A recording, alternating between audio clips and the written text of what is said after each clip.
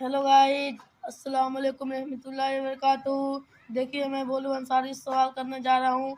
वो मेरे सवालों का जवाब देंगे और आप देखिएगा, ज़रूर सब्सक्राइब कीजिएगा और कमेंट बॉक्स में ज़रूर लिखिएगा माशाअल्लाह। देखिए, मैं इनसे सवाल करने जा रहा हूँ। अस्सलाम वालेकुम रहमतुल्लाहि वबरकातुहू। वालेकुम अस्सलाम वरहमतुल्लाहि वबरकातुहू। क्या आपसे एक इस्लामी सवाल कर सकता हूँ? जी हाँ, करिए। वो 4 मशहूर आसमानी किताबों का नाम बताइए। पहला तौरेत, दूसरा जबूर, तीसरा इंजील, चौथा कुरान मजीद। वह किन किन नबियों पर नाजिल हुआ?